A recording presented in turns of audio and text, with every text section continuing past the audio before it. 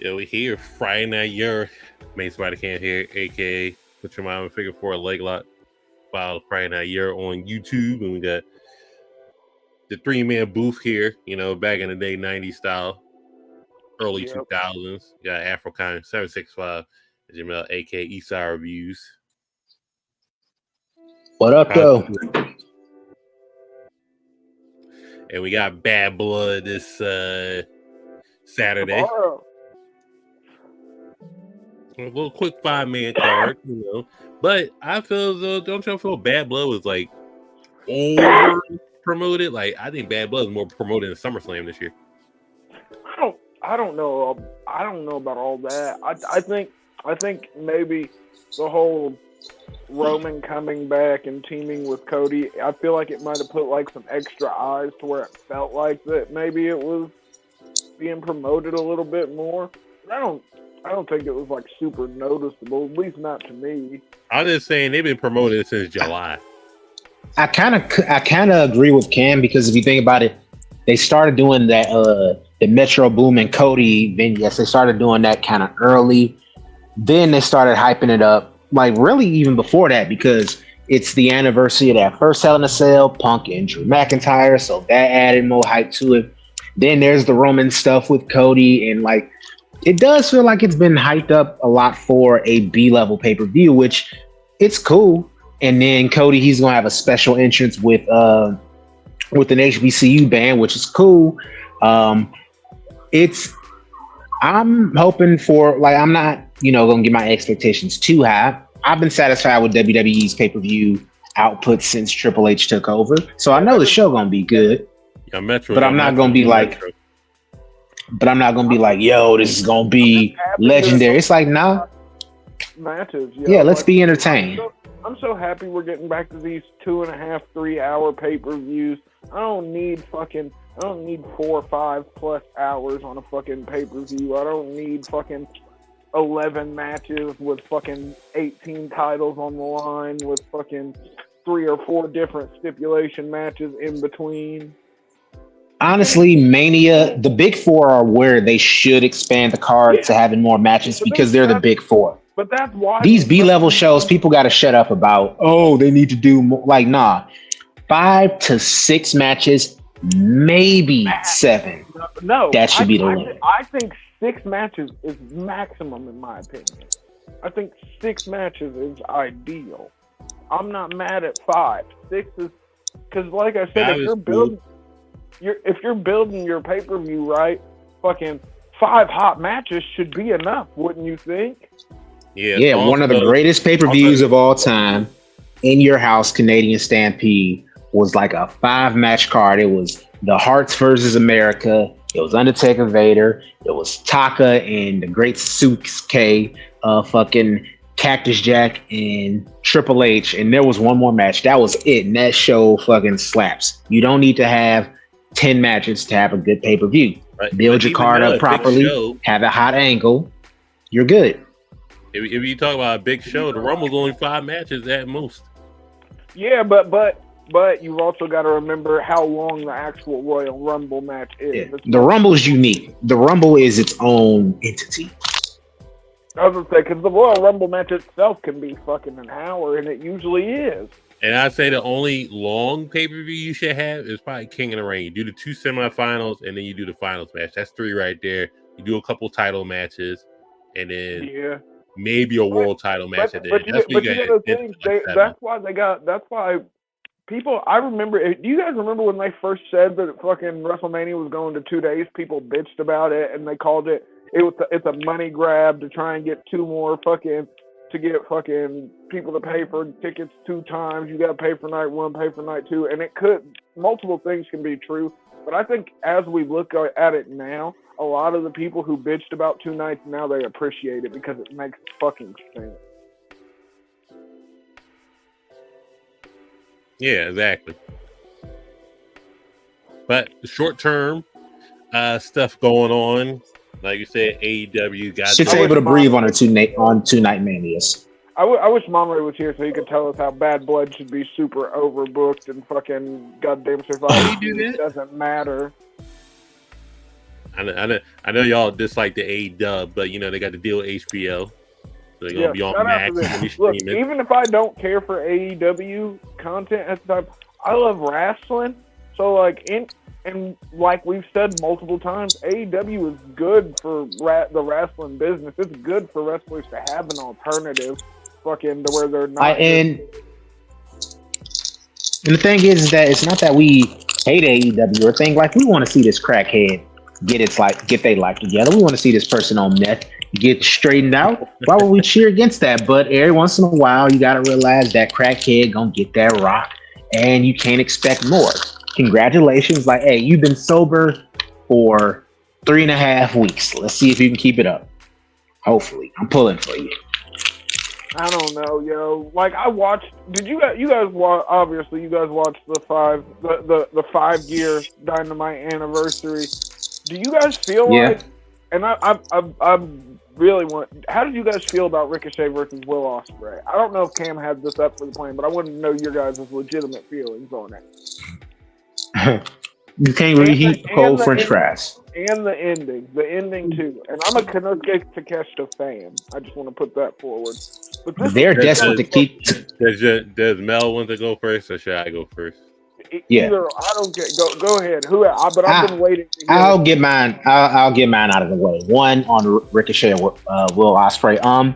That's what happens when you try and reheat cold French fries. That match was years ago, and people are like, "Ooh, it's gonna be just as good." Like, nah, it's really not. Like, it reminds me of this BET Awards performance that happened years ago. Rick James and Tina Marie was singing "Fire and Desire," and they're old as shit, and they were sounded like your drunk auntie and uncle at the wedding. Like, nah, it ain't what it was in the '80s, baby. So yeah, you did the match. Congratulations, Ricochet. We'll see how long you stay relevant. I'll give it another couple weeks.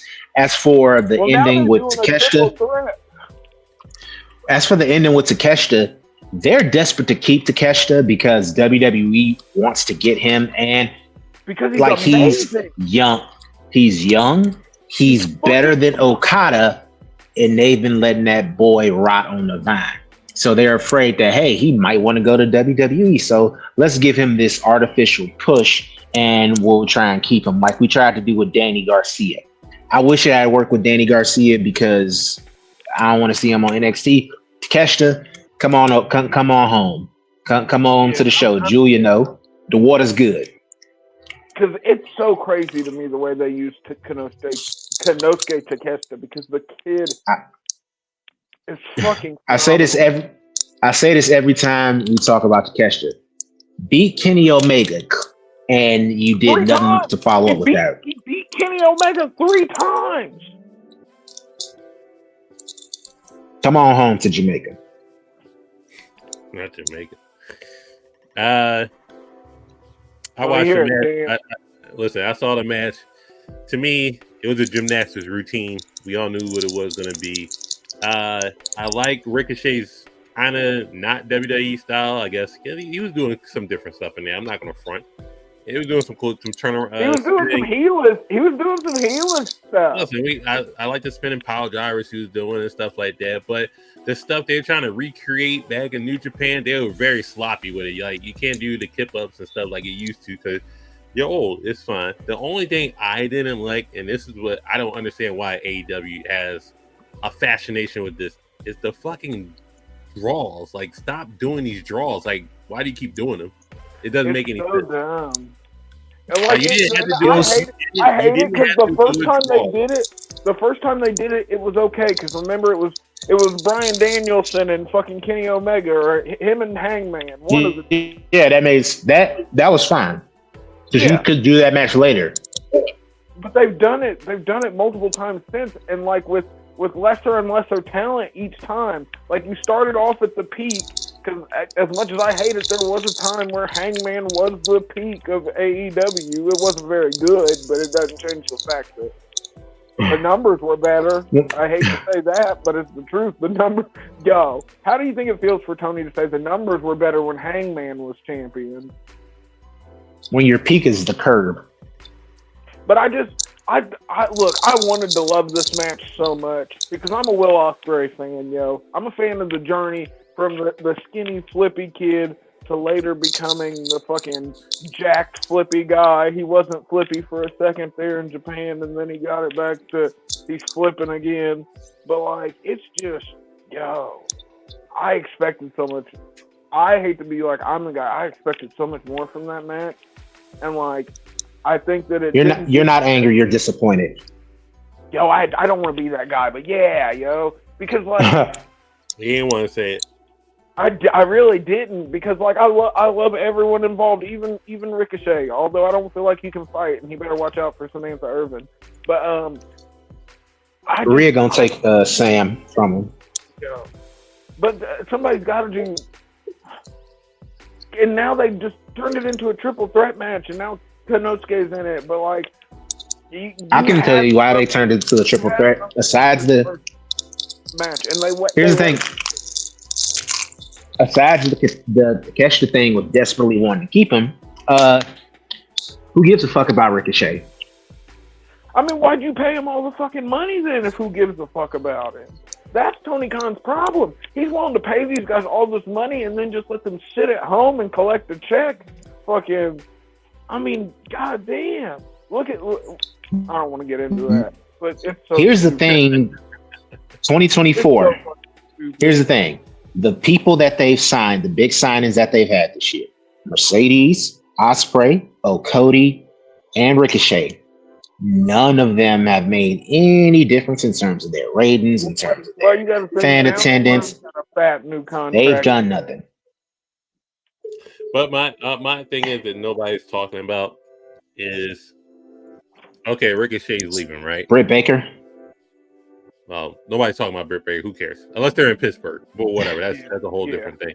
My thing is when Ricochet left, right, and got written off TV, and like, oh, Ricochet's going to AEW. What's the first thing the crowd said or the fans said? We want Ricochet versus Ospreay. And what did Tony Khan give him? Ricochet versus a couple people as a warm up. We knew he was going to win, and then he gave it away for free. Hold on. They're doing Ospreay. Al Fletcher. Then you give him for the 5-year is Will Ospreay versus Ricochet. But you blow that off at Wrestle Dream. What's Ricochet going to do? Nothing. Nothing. Just imagine. Can you imagine? Because he's Ricochet. Can you imagine we get Cody Rhodes, right? Cody Rhodes goes to WWE. You know what? I'm going to put Cody Rhodes and Roman Reigns on a debut episode of SmackDown. What? Put him in a match with Seth. We don't know if it's going to cook or not, but that trilogy cooked. It did. Just imagine you get. But now with the exception of a number of people they got, I think Ethan Page going to the main card of NXT made sense. That part made sense. Because no history is no nothing there. You're just a fresh, clean slate. If it's Ricochet and Will Ospreay for a fresh, clean slate, that probably would have made sense. Because you could run it down. This is a 10-plus-year-old feud that you just blew off on free TV. Yeah. That, and I hate to be that guy, but that's the part that pisses me off the most about this. How did you give it away for free? And like, I don't want to be that guy, because like usually you shouldn't be bitching about not having to pay for amazing matches. Fucking, but this, I guess we look at it very different. I like to think at least we look at it very differently from the casual viewer. But goddamn, bro, like, and did it pop a rating? I didn't care enough to even go and look at the ratings. Usually I look at the ratings, but I didn't. NXT got the higher rating. Of course it did. Now that could be an outlier because it was the premiere episode, but they lost to development. We ain't gonna look. They lost to development. Tony Khan has to acknowledge, that fucking he dropped the ball with CM Punk, because look at it, CM Punk moves ratings, Niggas can say what they want, but niggas is tuning in to watch CM Punk. Like also with Punk being an example, imagine it's just like we got Punk back and Punk. I mean, they started off hot regardless. No, with Punk, you send Punk out there and you see the reaction Seth Rollins gives him. All right, we're gonna do CM Punk, Seth Rollins right now. No, you cook. No, they still haven't fucking done it, for a year. They're probably not going to do it for a while. They don't look, have to. I honestly, I don't think they look. If I'm being completely honest with myself, I think we get Seth and Punk WrestleMania next year, and I'm okay with that because fucking. Like, I mean, they'll start building it before then. I don't know if they're gonna keep on doing like the trilogy thing with Punk, considering he can be suspect in the injury department. But that's why I actually think Punk is going to win the Rumble this year. But that we can talk about that later.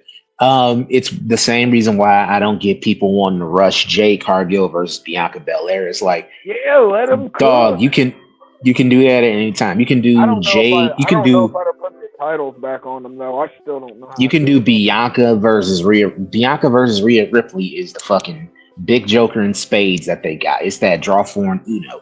They don't have to rush that. Like they've got options, and so it's like people. Oh! I was seeing on the internet, motherfuckers was getting mad at Triple H because Ilya got injured, and they were just like, "Oh, we could have had Ilya versus Gunther at WrestleMania." It's just like, dog, calm down, relax. It sucks that Ilya got hurt. Bro. He's gonna heal. He's gonna be back nastier than exactly. Ever. Have some patience. Ilya is barely in his mid-20s. Like, damn, that's why motherfuckers get pregnant all the time. Because niggas don't follow instructions and niggas have no patience. Like, god damn. Like, just chill. Dumbass wrestling fans. Anyway, what were we talking about? Before we get to bad blood, how did you feel? Now, a match that I didn't expect to cooked, and it gave you an extra, here's a dessert or here's a drink on the house. Bronson Reed versus Braun Strowman. I thought Braun Strowman was washed up. Apparently not. Bruh. So that's how you do. They did everything right and more. Add security, add the tables, add everything a house match should be, and then add the collapsing ring with the ridiculous ref bump. Cool. And then what else did you want? Add the return of Seth Rollins that you haven't seen in 2 months. Stop Bronson Reed's head in, and then Braun Strowman wins. Now the robbery is done. Cool. We don't need that anymore. You got what you got. In a minute, Raw knows what to do. One thing right and one thing right only. Give you a solid main event. Now we're about to get 2-hour Raws till next year. So we're really gonna see. We're gonna see how much streamlined. I was gonna say how much they tighten up these storylines and shit. So your man Bronson Reed is now a bigger star than he was coming in. He's now set up for what could be his career-making feud with Seth Rollins, Braun Strowman. But I want to acknowledge he had an amazing re-entry. You got to think he came back into the company after being fired off a win over Okada when it meant something before he got to AEW. So like Braun Strowman fought the washed allegations. He fought the washed allegations. Good for him. We had fun. And I want to say this. Shout out to Joe Tessitore. Joe is already killing it as the play-by-play dude. He's got that professional. He's got that professional sports sound, and he's got that enthusiasm. I'm loving dude. Like him and Wade Barrett especially. Like they're a good pairing. Like it's once he gets all the names. Once he gets everybody's move names down, I think he's gonna fucking. And he got better with that. He only had a couple slip ups, and he's done it. He's only been on the job for like what, a month and a half. Yeah, a solid month, I think. I was gonna say just now at a solid month, I do believe. Like, but I didn't care for him at first because of everything you said. Because I'm not a sports Negro, so like the sportscaster voice has never appealed to me. I'm tribal. I feel as though once he gets his range down for enthusiasm and being peak and being low and being more narratively spoken, if you know what I mean. So just like call, you got to call it like Michael Cole's master. Michael Cole's a master. We already know that he could narrate the match, tell a story in the match, and then just like be peak, be low, be. But he learned from Jim Ross though, so I mean Jim Ross is also the master of it. He can't do it now. But now he's not as good. Like when you I mean, he probably could if he cared about the bullshit that was on. That was I in mean, front. that part also. But when he called Triple H matches, you knew you was gonna get that emotion out. When when he called Austin matches, he had that the rise of emotion out of it and excitement. When he called Rock matches, you get the even with the Undertaker. Think about Undertaker, Mankind. By God, he's killed him. Oh, he's broken in half. But God, what? Yeah, that man's dead. Imagine Jim Ross seeing somebody like Obafemi. Like Jim Ross would have a fucking revival. He'd come back to life. It's like, yo, he'd be like the grandpa in fucking Willy Wonka. Like that nigga was just bedridden that whole time, and then sees Obafemi, just hops the fuck up. Listen, all I know is Joe Tessitore is 10 times better than Mike Adamle. So, but poor Mike Adamle, his brain was fucked up. Jeff Harvey, football. Jeff Harvey. I like Mike Adamle only on American Gladiators, but other than that, shout out to Mike Adamle. That was a weird period.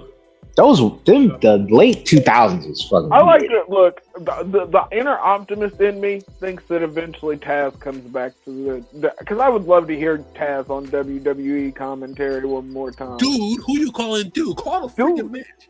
Come on. This Taz now with this version of Michael Cole, because they were good back in the first brand split. But older, wizened Taz and Michael Cole, I feel like Taz is corpsing on a weekly basis as commentary. He just doesn't give a fuck.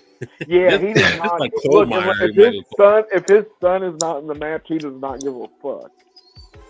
Oh, Ruby son. He gives no shits. Yo. But I digress. But listen, Bad Blood. Digression Jones over here. Baby, now we got Bad Blood. Match order, Punk and Drew are going to open. I disagree about this, but if the rumors of a certain final boss appearing are true, I understand it. This should at least be like penultimate. Predator. What if it's the apex predator of our species and not the final boss that shows up? Something big is going to happen in the main event. So again, I understand the logic. I just think, man, the Jericho logic. I rather open or close the show. One of the two.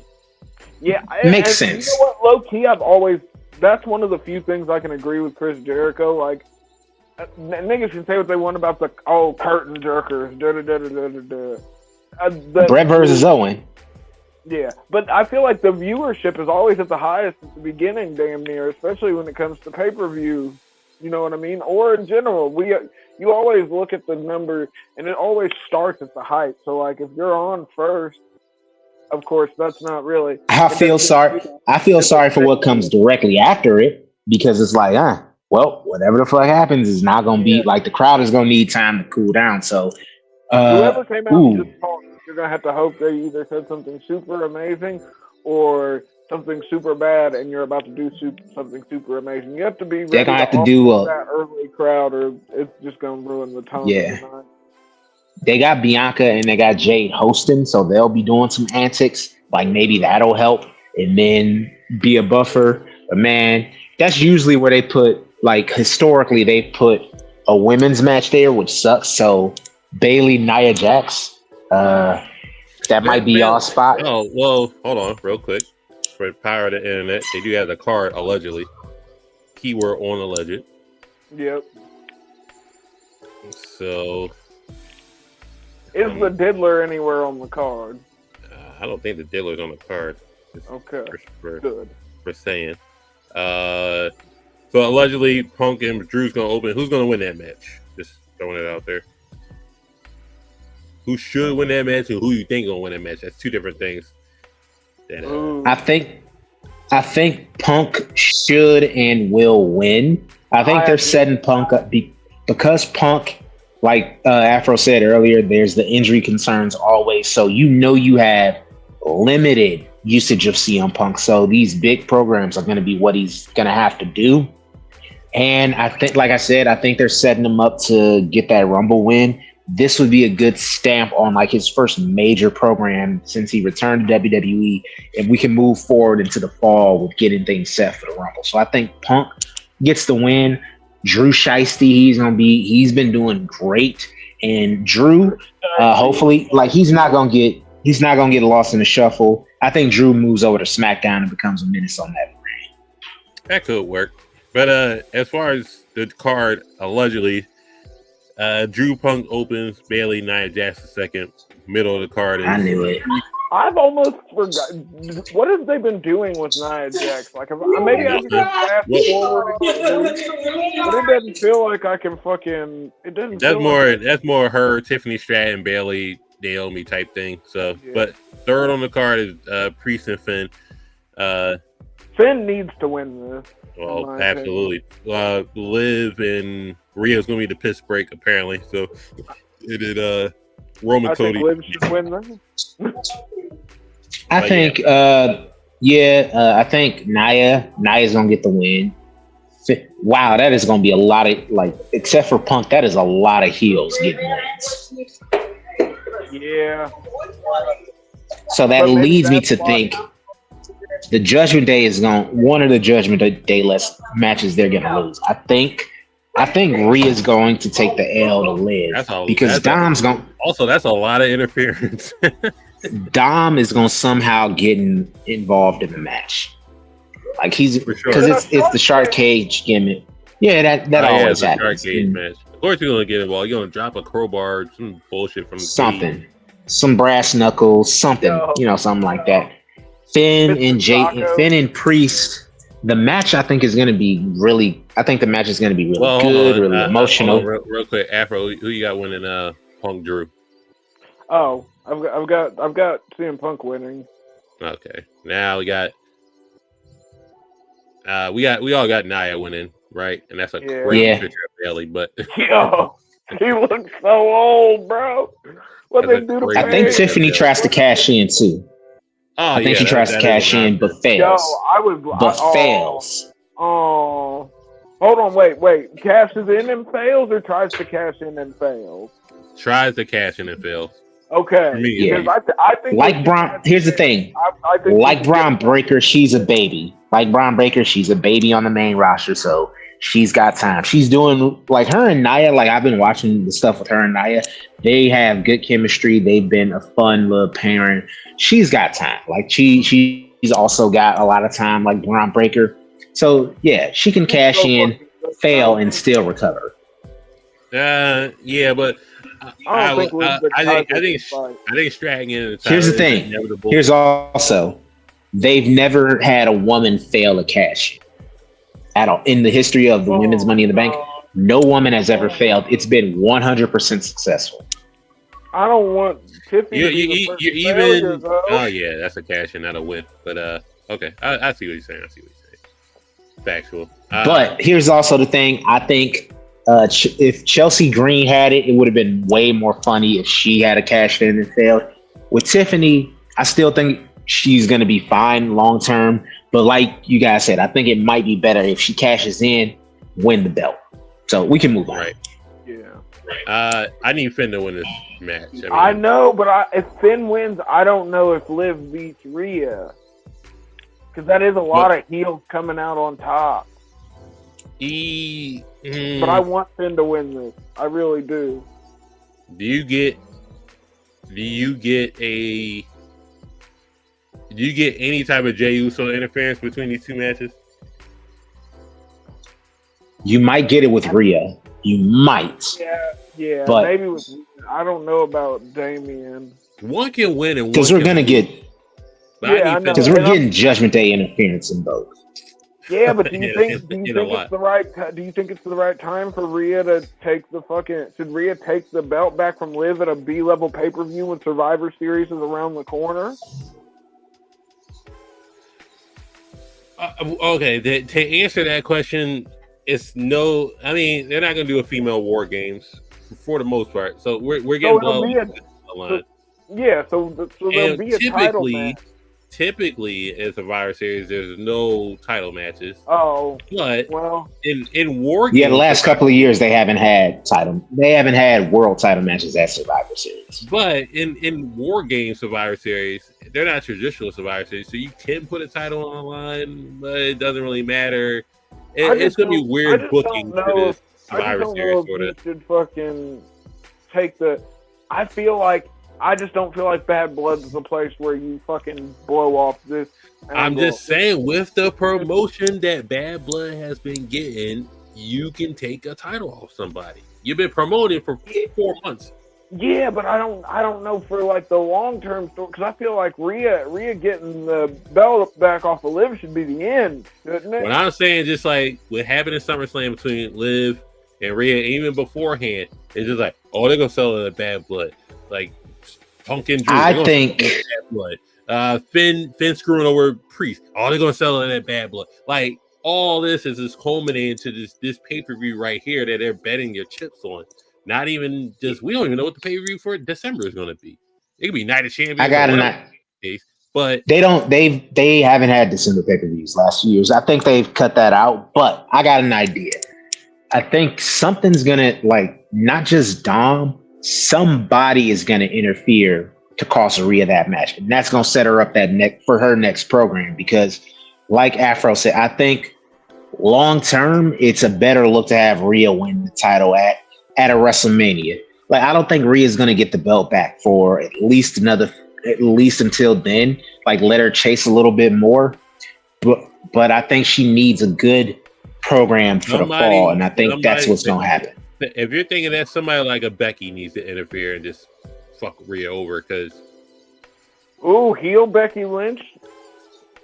I'm thinking it could be.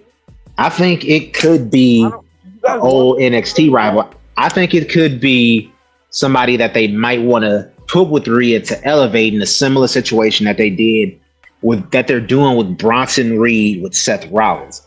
I think it might be Raquel Rodriguez. I heard that she's got like a crazy skin situation. She's got that. I've also heard, I'm not sure, not 100%, but I think it's going to be a situation like that because heel Becky, that could work, but I think she's at that point where people are not going to want to boo her. They're going to still want to cheer her. So Becky, maybe, but ever. Hey, could be Charlotte. Get Charlotte. They would be high.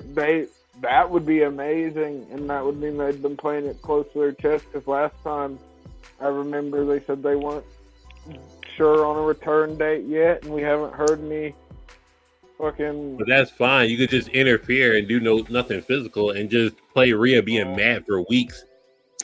True. But I'm always here for the return of Charlotte Flair, yo. Let Liv hold on. Yeah, if that happens, Andrade's heading over to Raw. Yeah. It's possible. All right, so we know. Come on. Bloodline wins. Bloodline needs to win. Like Roman and Cody, it's a little too convenient. Yeah. A little too buddy. Like I think Roman and Cody, they got unfinished business, and I think that's going to cost them the match. Unless we're getting Codelander soon. Codelander. No. I would say, yeah, Bloodline, I would say, here's what I would do is I would have the Bloodline win, and I would have Jacob Fatu get the pin on one of them. Yeah. That way you set up some more, you immediately create tension between not just Roman and Cody, you also set up that tension within the Bloodline. And it underscores what Paul Heyman said initially. He was just like, there's no love lost. So there's nothing like that with this Bloodline. They're mercenaries. Jacob Fatu, even though that's his cousin, he like, hey, I kind of want that spot. I kind of want that Ulafala. So I got that. Every time he's throwing up them prayer hands, yo. We don't know what he's been praying for. I seen a video of that dude smoking Newports and drinking Henny. Like we don't know what he on the block, yo. You have no fucking clue what he's thinking. And going to Popeyes now too. So we could get the final balls. We could get the return of Jimmy Uso. Yeah, the return of Big Jim. Because we got what? We got roughly a month before War Games. So if it is going to be Bloodline versus Bloodline, now would be a good time to start building that up. Or not a good time. Now is the time to start building that up. Because you can't wait until November to start building. Nah, you got to get the juices flowing now. Because you still got to have that Roman J reunion. You still got to figure out who gonna fill out the rest of Roman's team. Sammy, if it's just 4, I'd say Sammy. But then, all right, if it's 5, who gonna be that 5th? You know, stuff like that.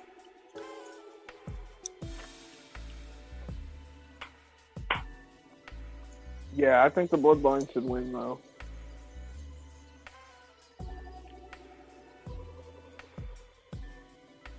What about you, Cam? Who you got? Bloodline also. Just for the simple fact, Cody has the title. He don't need to win nothing. Roman is Roman. This can put him in further despair. Just like, I trust. Niggas a made man anyway. But never forget, he told Cody, "You're in my way in life." In life. And also, you can put that on Cody. Just like, I did all this for Atlanta. What did you do for Atlanta? And Cody started naming off what his dad did. No, I asked what you did for Atlanta. And he said 5 SUVs. You're welcome. So just like, nigga, please. Yeah. I mean, you can, if you look at things, Cody is kind of, he acts heelish. Like, it's not going to be a stretch once he does go full heel. Codelander is coming, folks. And I think it's going to be, look, you can do the whole thing. Cody doesn't feel like he can, like, he looks at everything he's went through and he doesn't feel like fucking he can't give up the title, and he feels like you could have him do the spiral into fucking goddamn paranoia, fucking all his friends are against him, fucking I mean, there's so many different ways you can go with it, and fucking I think Cody, because I remember heel Cody, bro. Niggas forget Cody was a triple champion on the Indies, yo. Fucking Ring of Honor 6-man championship, New Japan United States champion, and the fucking NWA world champion. And nigga was just dastardly. Like, remember when Cody can also be, it can go from charming to obnoxious real quick with just the moves that he makes. Real quick. And also or nothing. That's the beautiful bring Brandy. Add Brandy in, because motherfuckers hate Brandy, love booing black women. Yeah, but no, remember when he was accusing Brandy of cheating on her with Moose back in the day? That shit was hilarious. Do you have his number? Why do you have his number? Yo, heel Cody I love heel Cody, yo. Yeah. Bring out the Codelander. He's hoping for it. Praying on it even. Yo. Catch me in my Jacob Fatu cosplay, fucking. Because let's be honest, the whole, like, American made, like, when you have a wrestler who's just dripped out in all the Americana, the flag and shit, it don't hit right. It's a weird feeling, unless they Kurt Angle, and that only happened with and it's cool to hate. It worked. All I'm saying is I'm not trying to wear an American flag T-shirt with a nigga on it. Like, I'm not trying to do all that. Give me a Bloodline shirt. Give me a Roman shirt. Give me a Yeet shirt. Yeah. Judgment Day. I'll be an edgelord.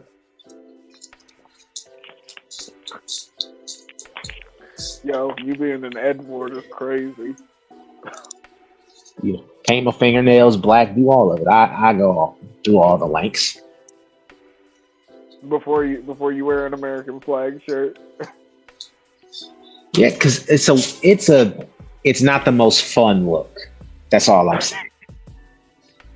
Like when the Bullet Club T-shirts were like when Cody when the Bullet Club T-shirts had when the skull was an American flag. Yeah, I'm like, that's not But gangster. they, Like, give me. if they were I'd really, rather. I, they would have changed the AK-47 into AR-15.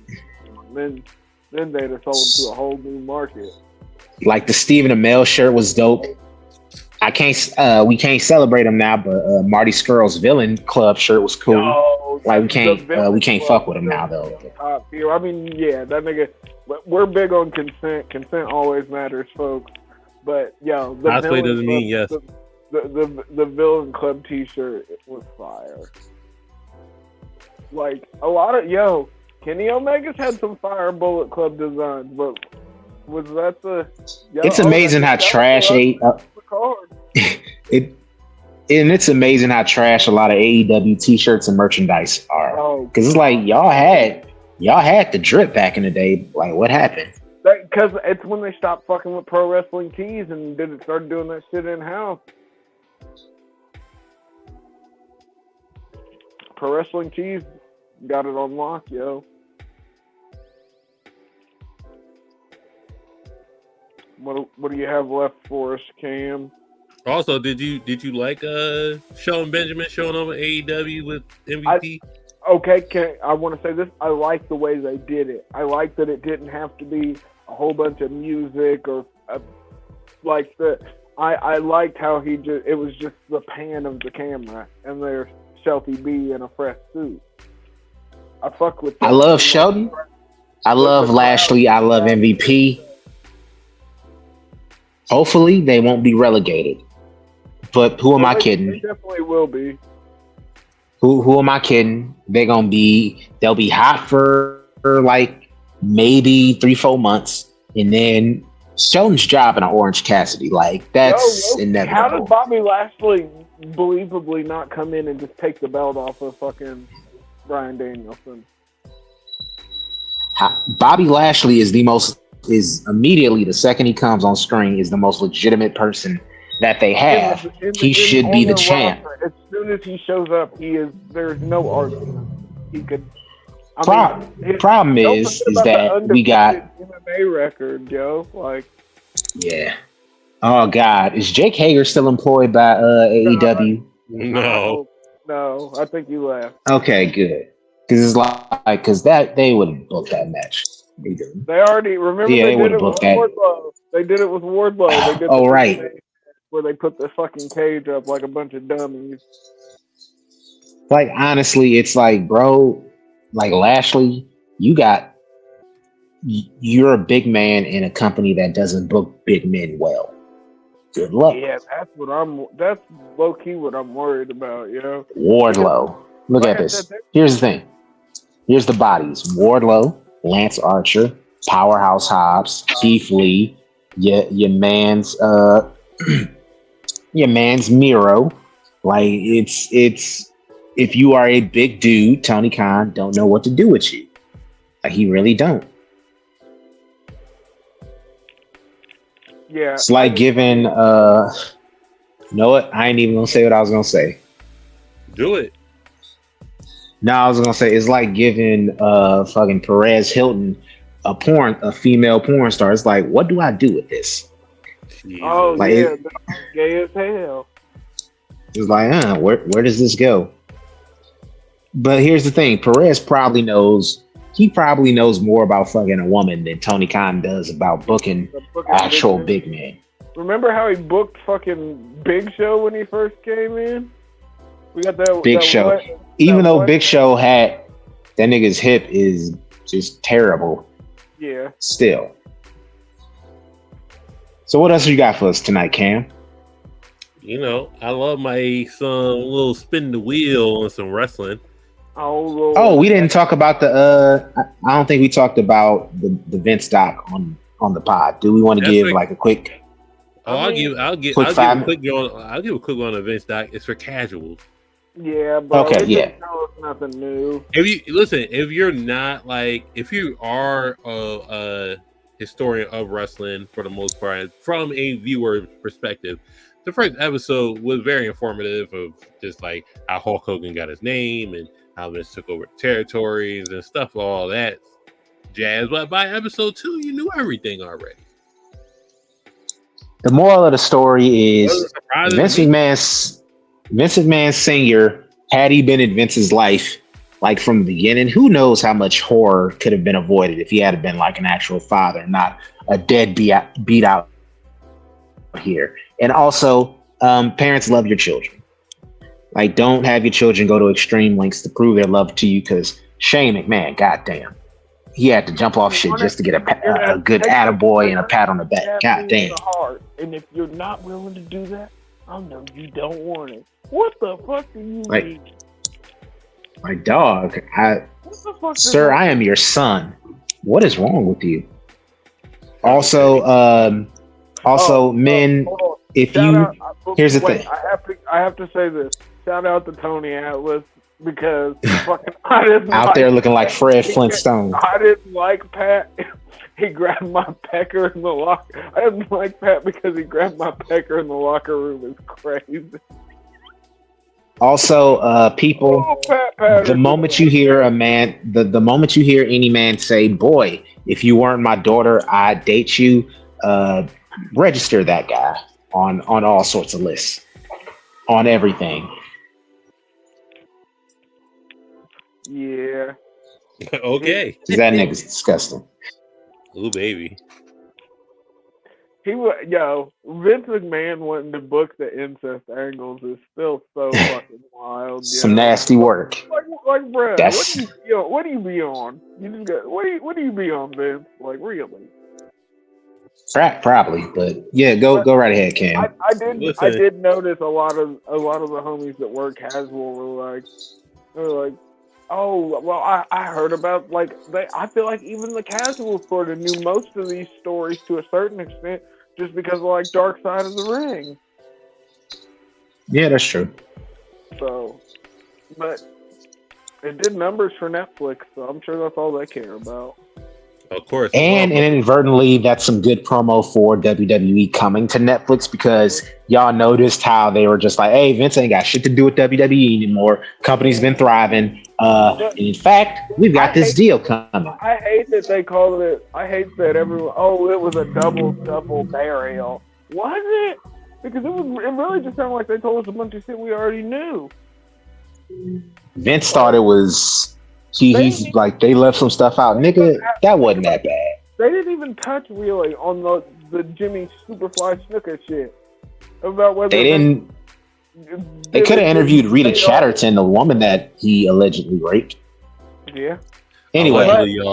One thing I do want to say, is when Vince McMahon said, what was it? He said,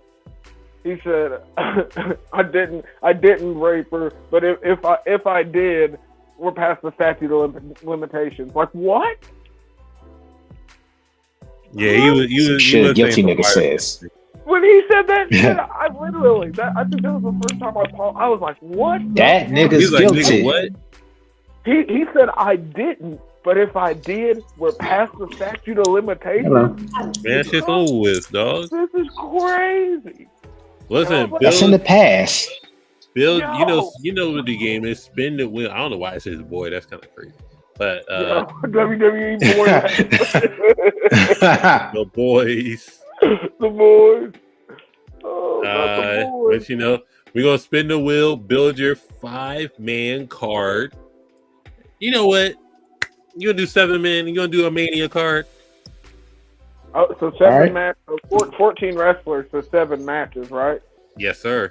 Okay. All right. You were saying 7-man. I was like, well, it's 3.5 matches, yo. Boy.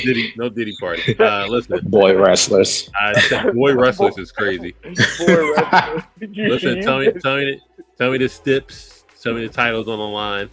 Who wants to go first? I'll go first. Yeah, I went first last time. Afro, you get looks like a boy Elias. Elias, wow. Ooh. Shit. So you got Elias versus. I know the opener. Yeah, you get Elias versus Angel Garza. God damn, that's a dark match. That is a pre-show dark match. Yeah. Yo, what's the story? Angel Garza is dope. What's the story for that for me? Angel Garza is dope in a ring, but come on. The pre-show, okay. This is on. Look, Pre-show. No, this is all I main show. No, 7 matches main show. Remember I told you 6 matches. 6 matches was the max I'm willing to do. Oh, so okay. This one will have to be off the show. So it's good that we got this one. So this will be the AEW 0 hour, and it's just 0 hour. Get the fuck out of here. Fine, I'll allow it. Piece of shit. This is 0 hour. Cool. It's still 7 matches. You got it. It's just a regular negular. It's just a regular negular match. Yeah. Motherfucking. All right. Jamel, this is what you get. You get the Ric Flair. Ooh. Currently, that's your boy. Not prime Ric Flair. Now you gotta sell Ric Flair. What the fuck? What the fuck? Yeah, what year is this? It don't matter. It's 2024. Jesus Christ! This is Ric Flair's last match. You gonna pre-show it? Yes. This is a pre-show. Stole my Steves, but I respect it. Pre-show. Fuck it. So we gonna do a guitar on the pole match. Why not? Oh my god! I hate this. He want Ric Flair to climb up to the top rope, get a guitar. Get your old ass up there, Rick. Afro is on you. So now we have. We both got bad hearts. Now you get Ric Flair. What? What is happening? Ric Flair versus Kurt Angle. Ooh. Ah, damn. That's a good one. All right. That is very. I'm gonna put that right in the middle, and it's gonna be a submission match, yo. Can the ankle lock fucking get past that sneaky figure 4? Who's going over? Oh, Kurt Angle's going over. All right, what the fuck do you mean? Hey, listen, I'm already on Afro's card right now. Kurt Angle, Ric Flair, book it. Yep, right in the middle. All right, so we get Sheamus, okay, versus Seth Rollins. All right, listen. That's a really good one.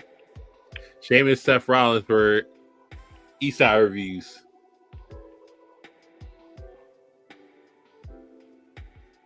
Nigga putting the contemplation in it. He's like, damn, I didn't expect to have actually good wrestlers.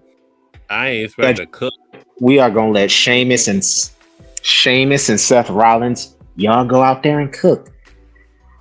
Banger after banger after banger. We're gonna do this since I got 6 matches on the main card. We're gonna put this as the 4th match. So like in the middle, good spot, 4th match. We're back to Afro. So I got a pre-show down. Another slot down. You get Apollo Crews. Okay. But no spear. Okay. I'm not gonna have him rocking the spear. Oh, it's R2 to get a Mandingo match. That's what I'm talking about. Yeah. This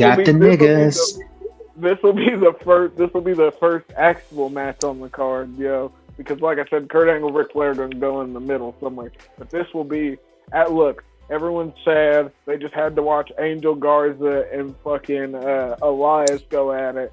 Then I'm like, yo, watch these niggas fight. And at least Apollo Crews can go. Fucking R-Truth can go too. This will be like a little comedy match in the beginning. I don't want to relegate R-Truth to just comedy, but I want to use what he's effective at. So we're gonna everyone's gonna come in good. R-Truth going over. Fucking maybe I do give Apollo Crews the spear, and they'll have just some funny moment in it where he'll try to a Nigerian drum fight. Okay. No, definitely we're not doing a Nigerian drum fight. But no, it will be just a sort of good old no DQ started out. I'm still laughing at Boy Wrestlers. Boy Wrestlers, wow. Boy Wrestlers is crazy. All right, Eastside, what you got? The wheel is spinning. Right. Come on. Chris Jericho. Okay. Judas in my mind. Oh, never mind. Versus Samoa Joe. Okay. Yo. Okay. Chris Jericho, Samoa Joe. I'm digging that. I'm digging that.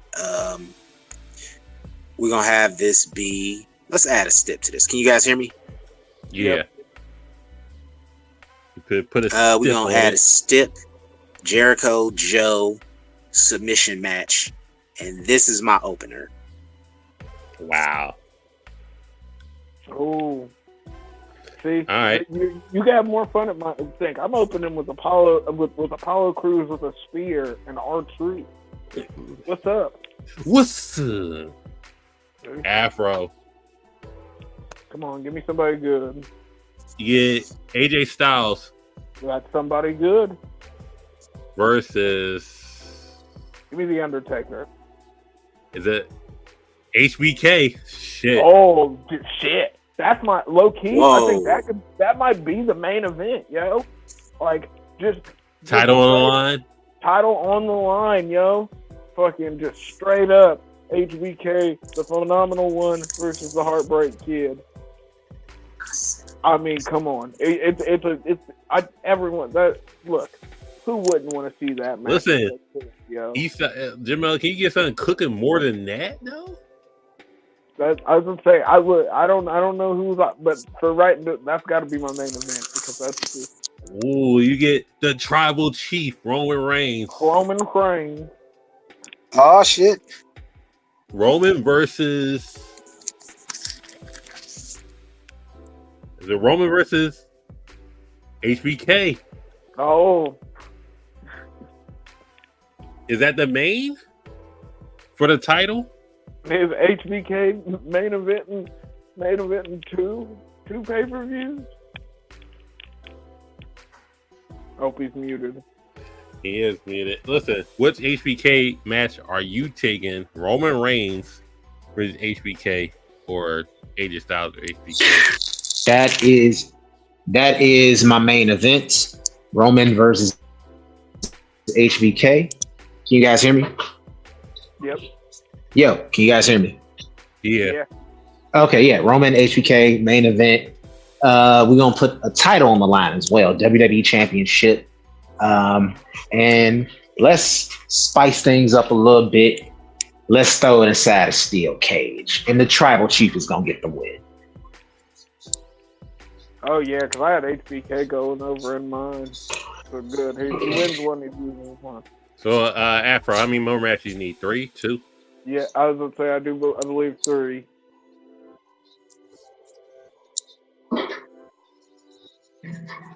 You get Adam Cole, baby. Oh Lord.